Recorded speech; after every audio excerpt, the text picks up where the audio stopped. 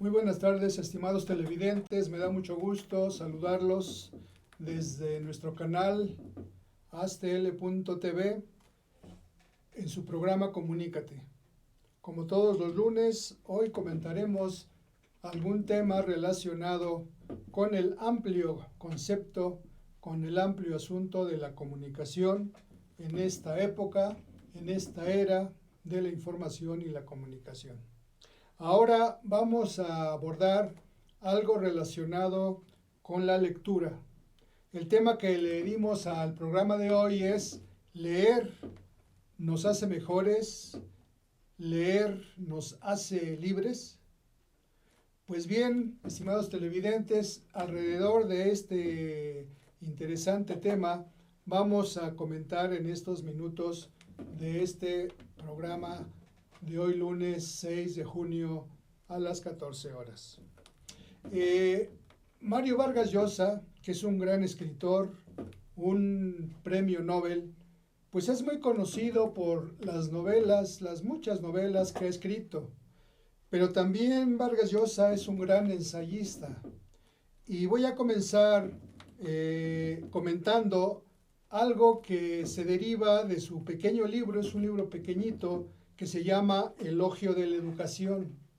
En este libro, Vargas Llosa habla de los libros, habla de la lectura, pero no le puso a su librito Elogio de la Lectura, sino de la Educación, porque obviamente Vargas Llosa parte del supuesto, que es verdadero, de que para lograr la educación es indispensable la lectura. Y en este libro no es algo textual de él, pero él dice que leer ficción, es decir, leer literatura, no es un pasatiempo de lujo. Dice que leer grandes autores de literatura es algo indispensable para la formación de individuos libres. Como ven, con esto que extrajimos de su libro de Elogio de la Educación, Vargas Llosa nos deja muy claro que si queremos ser individuos, que si queremos ser personas libres, pero libres en el mejor concepto de la palabra. Libre no es aquel que dice que él puede decidir lo que quiera hacer a la hora que quiera hacer y estar donde él quiera y ir y venir. Eso yo creo que, pues más que nada es una libertad de movimientos, de acción, pero realmente ser un individuo libre, ser una persona libre, se refiere más que nada en esta sociedad donde estamos bombardeados por una serie de estímulos de todo tipo, estímulos económicos, estímulos mercadológicos, estímulos de las modas, estímulos de la política, estímulos de otro tipo, que dentro de todo ese mundo tan complejo podamos ser capaces de tomar decisiones con verdadera libertad. Porque la sociedad en la que vivimos, el paradigma en que vivimos, que es un paradigma, como ya lo hemos comentado en otros programas, de libre mercado, donde todo es mercado, en este paradigma, pues también se pretende que todos, así como compramos muchas cosas iguales porque así nos las elaboran, así nos las venden, también quieren que todos pues pensemos igual. Hay esa tendencia a lo que se llama el pensamiento único. Entonces la lectura será o es el único medio que nos permitirá ser libres en esta compleja situación, en este complejo mundo globalizado, donde se pretende que la nueva religión, que el nuevo dogma, que lo único que guíe toda la acción humana sea el libre mercado. En un estudio de la Universidad de Roma, de la Roma 3, se concluyó que la lectura nos hace más felices y nos ayuda a afrontar mejor la existencia. se constató que los lectores están más contentos y satisfechos que los no lectores. En general, son menos agresivos y más optimistas. Como ven, en este estudio, este ya no es una opinión nada más, sino es un estudio que se hizo con base en encuestas, con base en entrevistas, con base en observaciones. Se concluye que la gente que lee ficción, en este caso, que lee literatura, es más feliz y que enfrenta la existencia de una manera mejor que el que no lee. Se dice que los que leen están más contentos y más satisfechos que los que no leen. Y también, fíjese qué interesante, que los que leen son gente menos agresiva y personas más optimistas. Como ven, qué interesante está resultando esto que estamos haciendo, algo así como un elogio, como una apología de leer literatura. No leer cualquier cosa, aquí nos estamos refiriendo a leer ficción, a leer literatura. Así que una más de las recetas, de tantas que se dicen, sobre todo ahora en este mundo de internet y de las redes sociales, tanto que aparece, digo yo, una receta más, pero esta receta muy concreta, muy especial, es que para ser más felices hay que leer, hay que leer, hay que leer. Y no lo que dice en la publicidad de que dediquemos 20 minutitos a la lectura. Yo creo que leer 20 minutos y no leer nada, pues casi es lo mismo. Debemos de leer como teniendo un hábito que implica que a lo largo de las 24 horas dediquemos un alto porcentaje a la lectura de la ficción.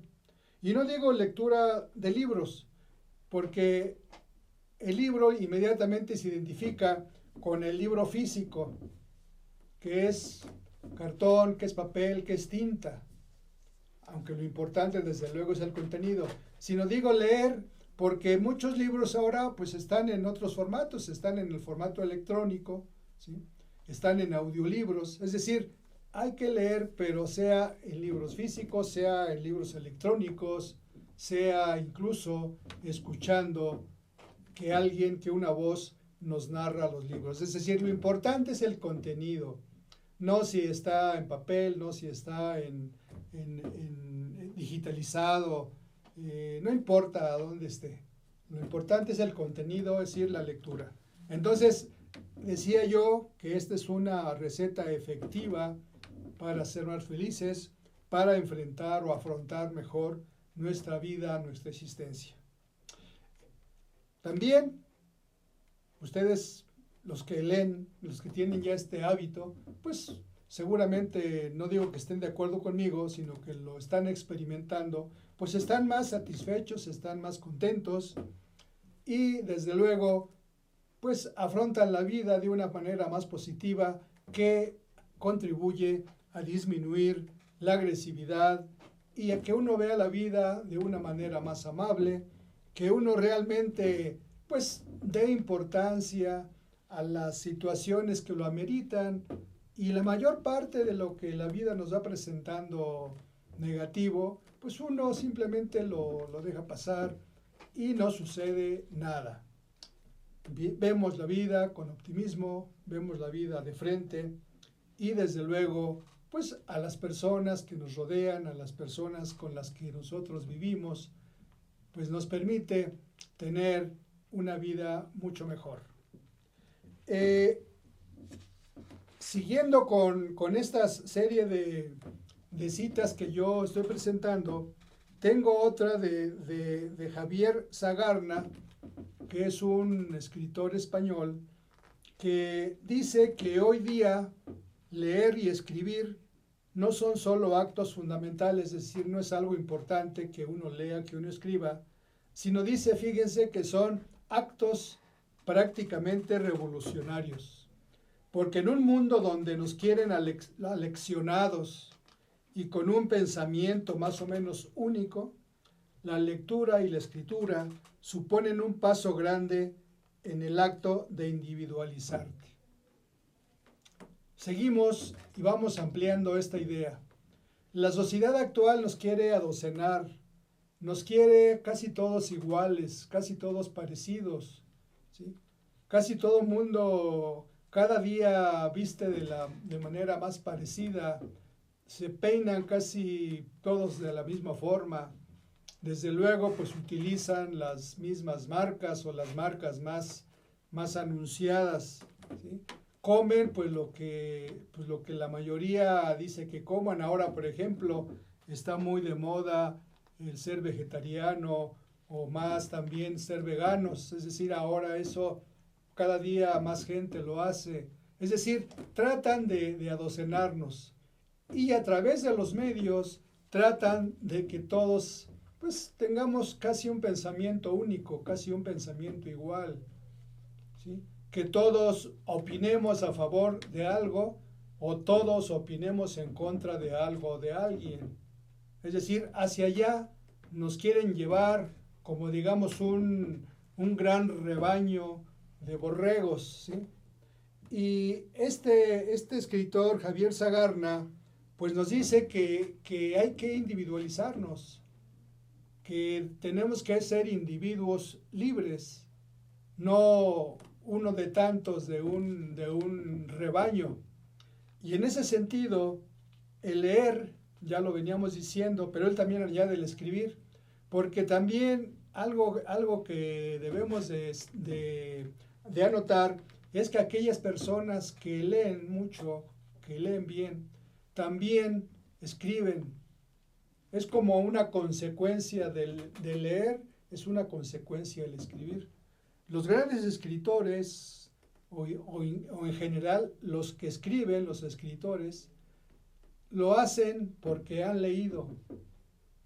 Y los grandes escritores son grandes lectores. Incluso hubo un gran escritor, que es Jorge Luis Borges, que decía que él no quería que lo reconocieran o que lo quisieran homenajear por lo que ha escrito o por lo que él escribió, sino decía que él, si querían analizarle por algún lado, es que lo analizaran por lo que había leído. Es decir, en pocas palabras, él decía, yo valgo más por lo que he leído que por lo que he escrito. En ese sentido, decía yo que leer y escribir, dice Javier Sagarna, dice que en la sociedad actual son actos revolucionarios. Y ustedes saben pues que un acto revolucionario es realmente algo que va a la raíz, algo que es radical, algo que pretende, digamos, rebelarse contra algo, cambiar algo.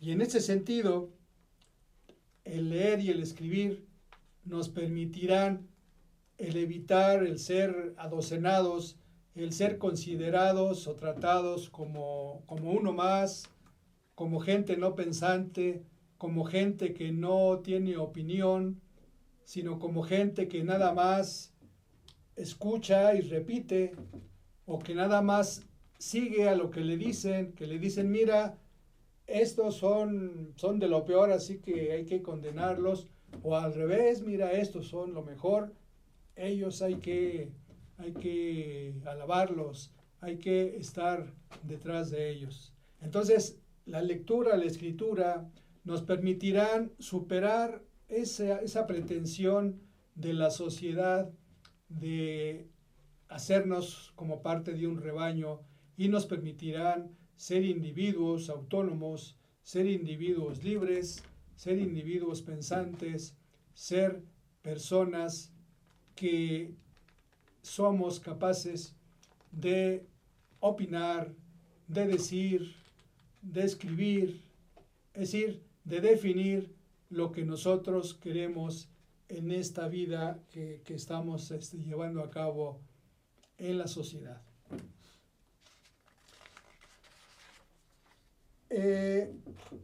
A principios del siglo XX, fíjense ya hace más de un siglo, hubo un escritor que fue Franz Kafka, que muchos de ustedes seguramente lo conocen y muchos seguramente lo han leído. Él escribió a un amigo de él, que era Oscar Polak, pues estaban hablando alrededor de esto, de los libros, alrededor de la lectura, y él le decía que él cree, que Kafka creía, que solo debemos leer libros, fíjense qué interesante que decía, libros que muerden, libros que arañen. Si el libro que estamos leyendo no nos despierta como un golpe en el cráneo, ¿para qué molestarnos en leerlo? Bueno, vamos a hacer una breve pausa y continuamos con esto de Kafka.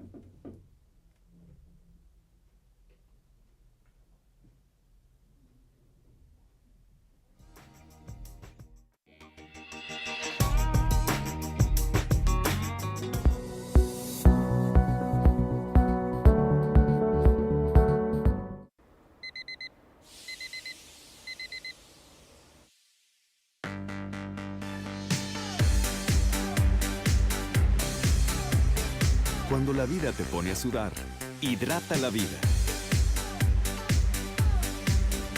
Electrolit, científicamente hidratante.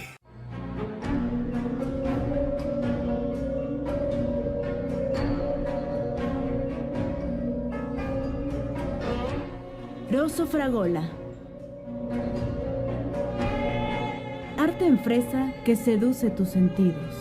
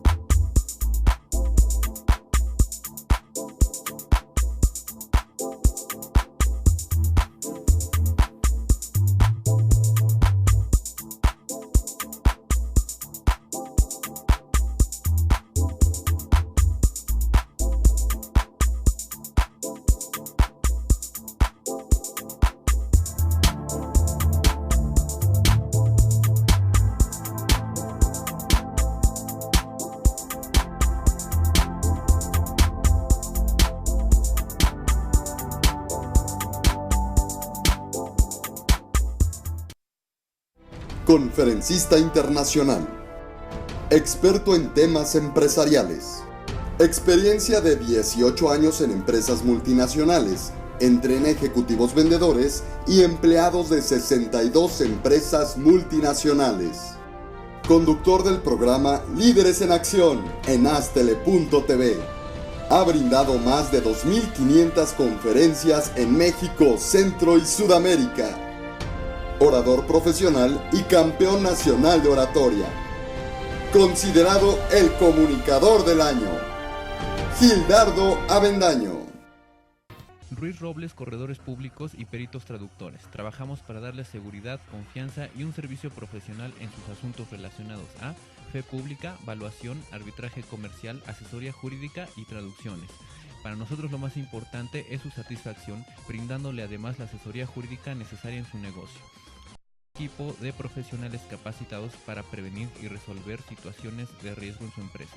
Le aseguramos una asistencia profesional personalizada y humana a quien consideramos más importante, el cliente, porque las oportunidades pequeñas son el principio de las grandes empresas.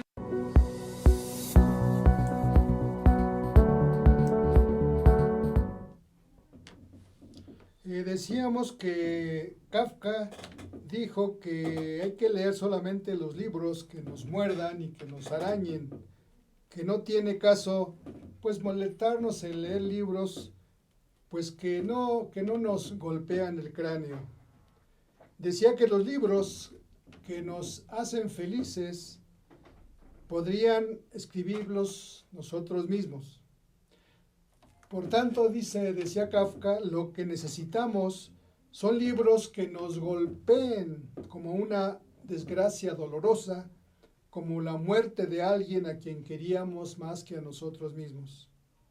Libros que nos hagan sentirnos como desterrados a los bosques más lejanos, lejos de toda presencia humana, como un suicidio.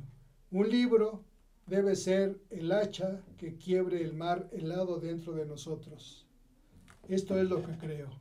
Es decir, Kafka dice que debemos de leer aquellos libros que realmente nos afectan, aquellos libros que nos llegan, y que si algún libro, cualquiera que sea, sentimos que no nos está afectando, que no nos está conmoviendo, pues que mejor dejemos de leerlo.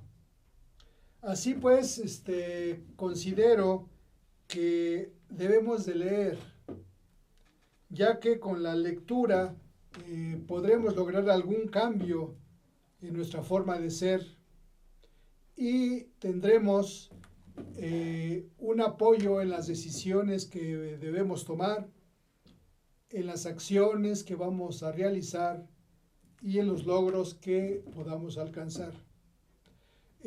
Muchos autores, incluso sobre todo autores de libros pedagógicos, dicen que el verbo leer es un verbo que no acepta el imperativo.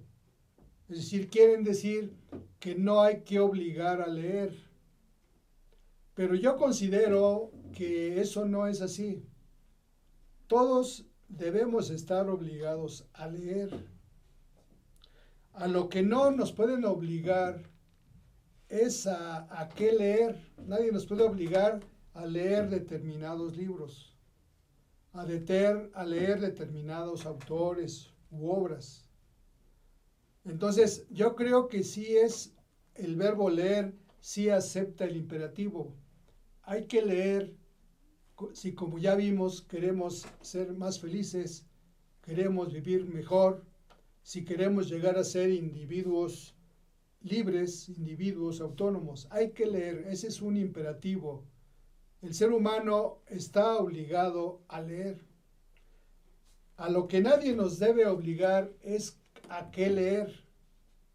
Eso sí, yo creo que nadie lo debe aceptar a qué leer, exceptuando desde luego a los infantes, a los bebés. Los bebés, obviamente, sus padres, sus abuelos, sus maestros, los van a orientar para que se les desarrolle el hábito de la lectura. Entonces los van a inducir, los van a guiar, ¿sí?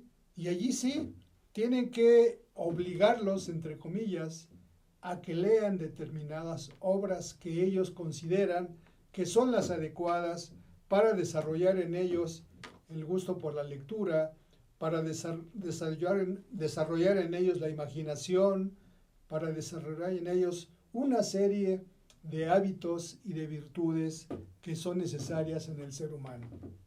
Entonces, partiendo de lo que yo estoy diciendo, de que a nadie se le puede obligar en el qué leer, es decir, qué debe de leer.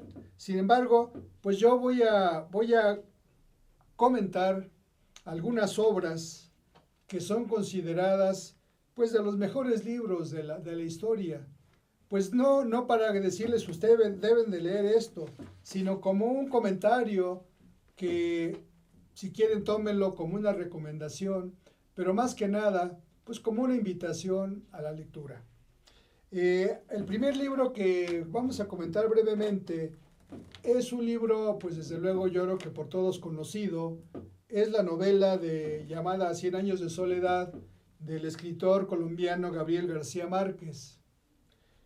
Esta novela mereció, entre otras obras, que Gabriel García Márquez en 1982 haya recibido el Premio Nobel de Literatura. Esta obra, 100 años de soledad, es considerada una obra maestra de la literatura hispanoamericana y de la literatura universal. Es de las más importantes obras en nuestra lengua española. Yo me atrevería a decir que después del Quijote de la Mancha está 100 años de soledad. Ya se ha vendido más de 30 millones de ejemplares de esta novela y ha sido traducida a más de 35 idiomas. ¿Sí? Es una obra que se publicó en 1967 y, como les digo, ya se ha vendido en más de 30 millones de ejemplares. Entonces, pues se supone que la han leído, pues yo creo que más de 100 millones de personas y en más de 35 idiomas. Esta novela también está considerada como de las 100 mejores novelas del siglo XX, pero incluso de las 100 mejores libros de todos los tiempos. ¿Sí? De todos los tiempos, es decir, desde que el hombre escribe, de todos los libros que se han publicado, es considerada de las 100 mejores. Esta novela fue escrita aquí, en la Ciudad de México, entre los años 1965 y 1966. Aquí había puesto su residencia García Márquez, había venido de Colombia, había estado en otros países, pero aquí decidió poner su residencia, así que aquí escribió esta novela, como digo, entre 1965 y 66. Se publicó en 1967 en Buenos Aires por la editorial Sudamericana. Es curioso que, habiéndose escrito aquí y residiendo aquí García Márquez, pues no se haya publicado aquí. Sí, él intentó que esta novela se publicara por la editorial Seix Barral. Anduvo, la mostró al dueño de ese editorial, pero este señor dueño de la editorial Seix Barral dijo que era una novela que no iba a tener éxito porque esa novela no servía, y pues ya dijo que no la iba a publicar. Entonces García Márquez ya se puso en contacto con la editorial Suramericana de Buenos Aires, esa editorial de Francisco Porrúa, y ya pues llegaron a un arreglo y se publicó en 67. Se hizo la primera edición por 8,000 ejemplares, que no son pocos, ya que pues en esos tiempos ya una edición de 3,000 ya era mucho, entonces una de 8,000 pues es una buena cantidad, pero se agotó inmediatamente, entonces ya comenzaron a publicarse siguientes ediciones. Esa foto que pongo allí en la lámina es la de la primera edición, con una portada que le hizo el mexicano Vicente Rojo. Como ven, pues es una portada bonita, muy sencilla. Esta novela, como los que la han leído y los que no la han leído saben, es una novela grande, una novela larga, ya que se describen 7 generaciones de una familia, de la familia Buendía, de esta familia oriunda del pueblo de Macondo, un pueblo que es ficticio, ya que esta novela pues está dentro de una corriente llamada el realismo mágico, pues donde se combinan las cosas, digamos, sobrenaturales o extranaturales con las cosas reales. Entonces, les digo, es toda la historia de las 7 generaciones de esa familia, pues donde se analizan desde luego pues casi todos los temas de la vida humana. Podemos hablar que sus grandes temas son pues la soledad, la realidad y la ficción, todo el problema o el asunto del incesto, de enfermedades mentales. Es decir, es una gran riqueza del ser humano lo que García Márquez nos presenta en esta gran novela que, como su nombre lo dice, 100 años de soledad. Una frase que impresiona de esta novela, referido ya a la vejez, dice que el secreto de una buena vejez, dice García Márquez, o escribió García Márquez ahí, no es otra cosa que un pacto honrado con la soledad. Como ven, el gran tema de los 100 años de soledad, desde luego, es la soledad, pero pues hay que leerla, hay que releerla, yo diría hay que estarla leyendo constantemente, porque nunca se agota la veta de lo que este gran escritor nos legó en esta excelente novela de 100 años de soledad. Otra novela, o bueno, mejor dicho, otra novela escrita en México, pero esta sí publicada aquí y escrita por una mexicana, es una novela que se ha hecho muy conocida por la película que hubo, que se llama Como agua para el chocolate. La escribió la escritora Laura Esquivel y la publicó en 1989. Esta novela, pues más que nada se narra en esta novela la vida de Tita, una mujer, sus amoríos, sus relaciones familiares, pero es muy interesante porque todo lo que se va narrando tiene relación con la cocina y con recetas típicas en que está ambientada esta novela en la época de la Revolución Mexicana. También esta novela está dentro de lo que se conoce como el realismo mágico, donde se combinan aspectos sobrenaturales con lo cotidiano, con lo mundano, dijéramos, ¿no? También esta novela está en la lista de las 100 mejores novelas del siglo XX. Es curioso, esta novela tiene 12 capítulos y cada capítulo tiene el nombre de algún guiso de la cocina mexicana. En enero, el título del capítulo primero, enero, es Tortas de Navidad. El febrero es Pastel Chubela. El 3, Codornices en pétalos de rosa. Es decir, codornices, saben ustedes, son unas aves en un mole, digamos, en un adobado de pétalos de rosa. En abril es un mole de guajolote con almendra y ajonjolí, perdón. Guajolote con almendra y ajonjolí. Fíjense qué rico el guajolote con mole de almendra y ajonjolí. En mayo, chorizo norteño. En junio es una masa para hacer fósforos. En julio, un caldo de colita de res. Ese es un platillo muy rico. Por cierto, aquí cerca en los Chamorros de Coyoacán preparan muy rica, un rico caldo de cola de res.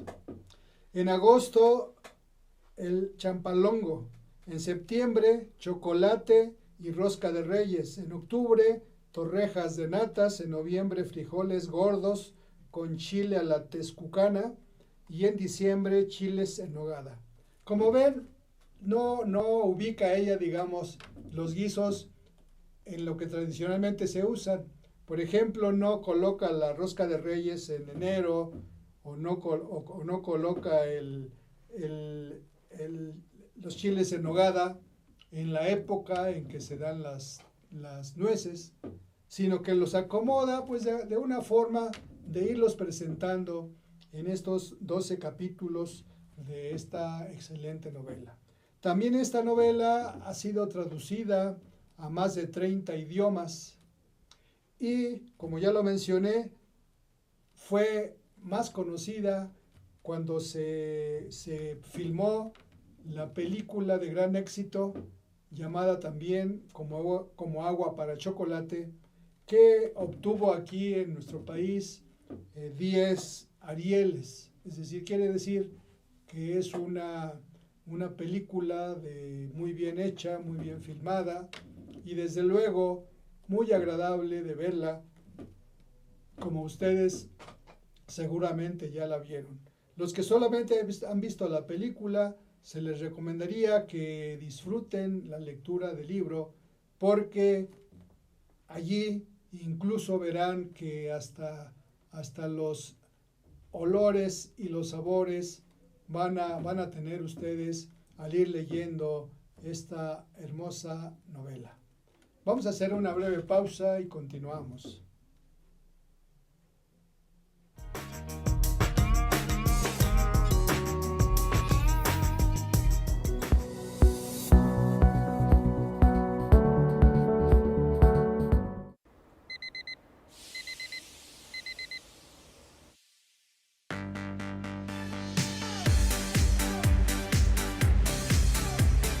Cuando la vida te pone a sudar, hidrata la vida. Electrolit, científicamente hidratante.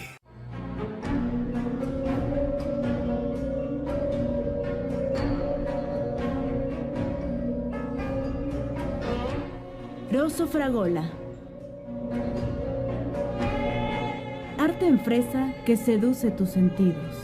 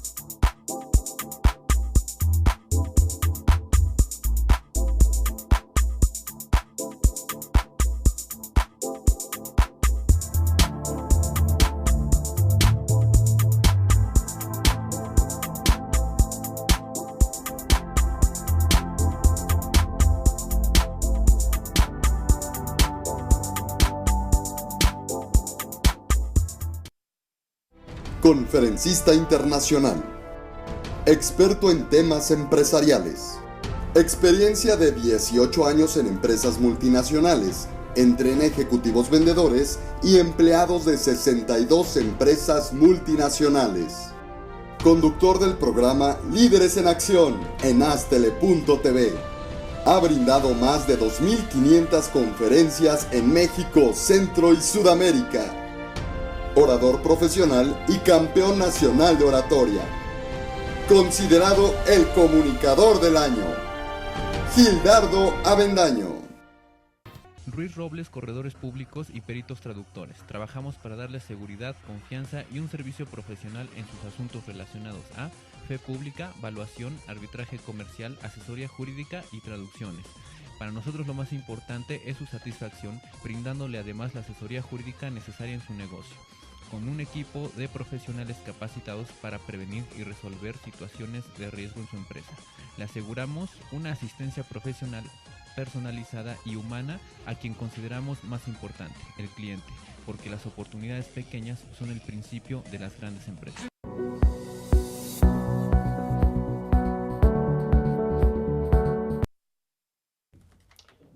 Otra novela que comentaremos brevemente es la novela que se titula 1984, de George Orwell.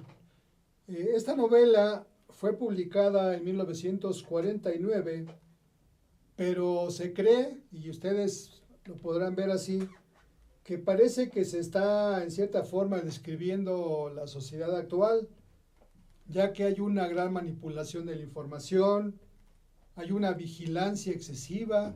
Vamos a ver, en esa novela se ve cómo vigilan a través de unas grandes pantallas, ¿no? Hay represión de la prole. La prole allí son el 80% de los habitantes. Es decir, esta novela de 1984 pues relata o habla de una nación que es totalitaria, llamada Oceanía, donde un partido único controla todo. Y ese gran partido está dirigido por el llamado el Gran Hermano, el Big Brother. Y ese Big Brother, ese Gran Hermano, dirige todo y es considerada una figura casi divina, ya que vigila él a todos. Y para vigilar, para llevar a cabo todo ese gobierno totalitario, este Gran Hermano tiene 4 ministerios o 4 secretarías de Estado. La Secretaría de la Verdad, donde incluye información, educación y bellas artes. La Secretaría o el Ministerio de la Paz, que habla de asuntos de guerra. Fíjense qué curioso. El Ministerio o la Secretaría del Amor, que se refiere a la ley y al orden. Y la 4ª Secretaría o Ministerio, que es el Ministerio de la Abundancia, donde se llevan asuntos económicos. Entonces todos los miembros de ese partido son vigilados por el Gran Hermano del Big Brother a través de unas grandes pantallas, donde también a través de esas pantallas reciben las órdenes de lo que deben hacer.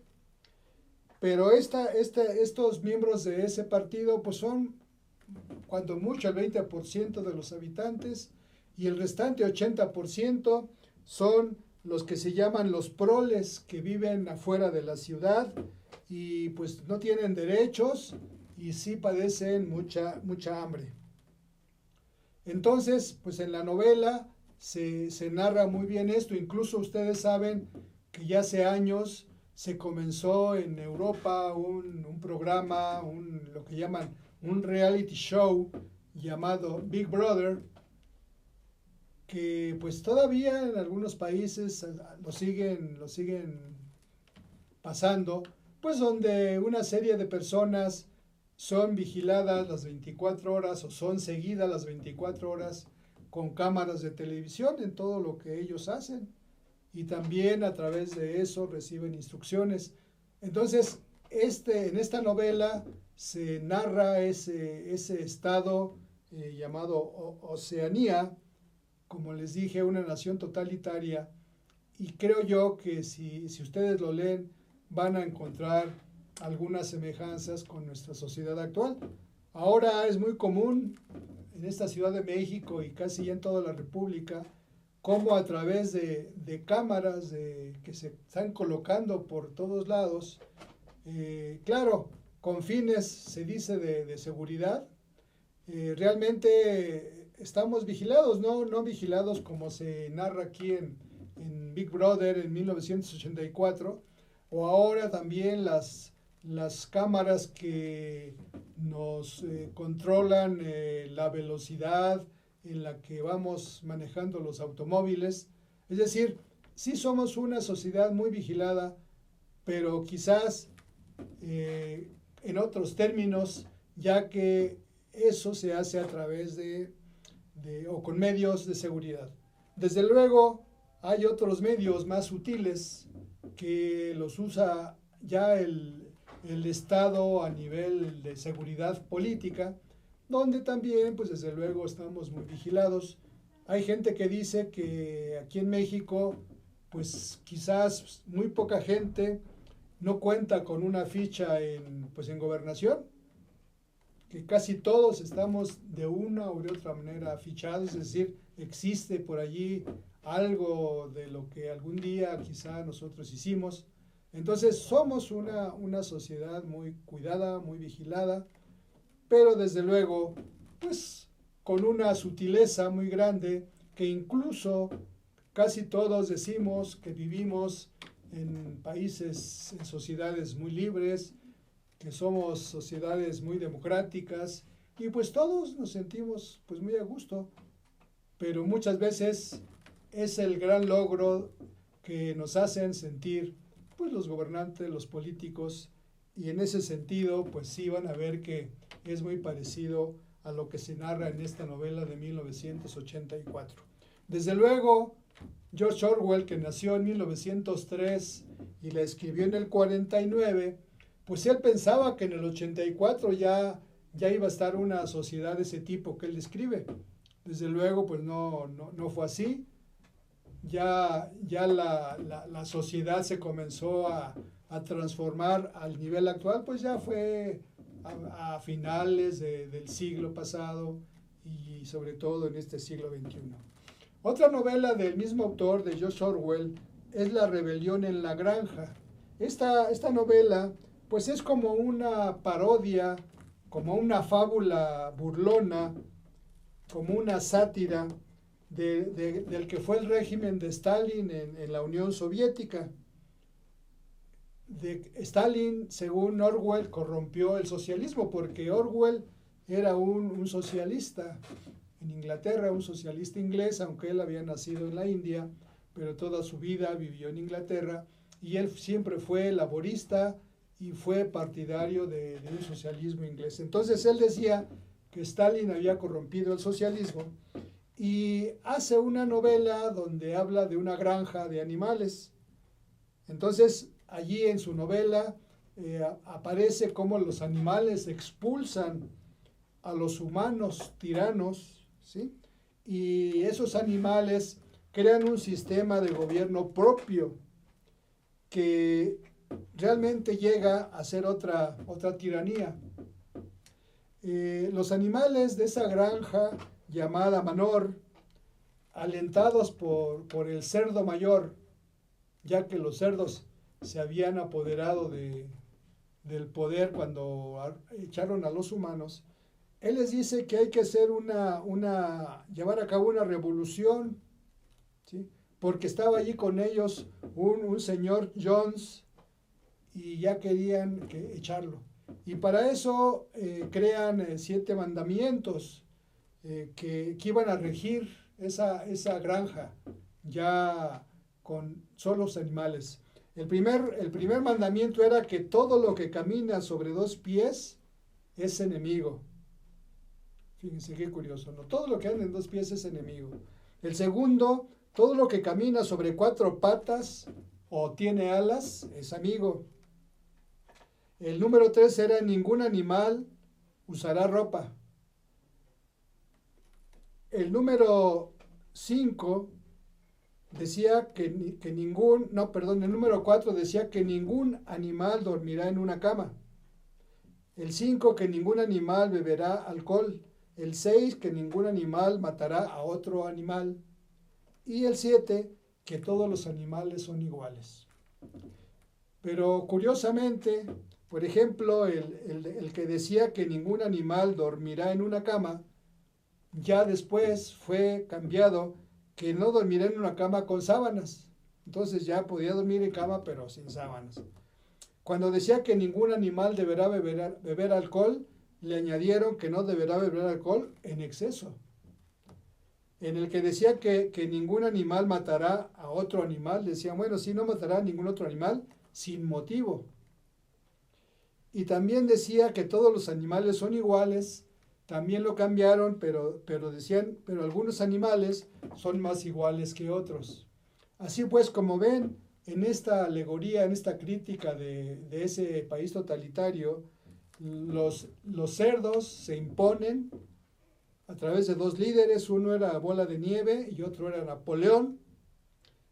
Y el Napoleón, para quitarse de un lado al otro Bola de Nieve, pues le lanza a los perros y aquel huye y ya pues se queda Napoleón solo. Entonces, en esta novela, Orwell critica primero al poder de los zares en Rusia, que serían el señor Jones, a la monarquía, que eran los humanos, y después, desde luego, critica a la revolución rusa, que había llegado al estalinismo. Fíjese qué curioso, en esta novela de la granja, la rebelión de la granja, el burro, el animal burro, es el que representa a la intelectualidad. Fíjense qué ironía de esta. Así que ojalá lean esta novela de George Orwell, 1984. Pues ya casi se nos terminó el tiempo. Les agradezco su atención. Espero que con estos breves comentarios los motivemos a la lectura. Como digo, la lectura es un imperativo, hay que leer. No los obligamos que deben leer, pero sí les sugerimos algunos libros. Buenas tardes, los invito a que el próximo lunes estén aquí con nosotros. Vamos a tener un programa especial dedicado a los padres de familia, ya que el domingo 19 será el Día del Padre. Así que el lunes 13, aquí a las 2 de la tarde, en ASTL, en su programa Comunícate, estaremos con algunos invitados, pues, comentando y deleitándonos con algunas lecturas, algunos cuentos sobre el Padre. Les agradezco su atención, así que muy buenas tardes.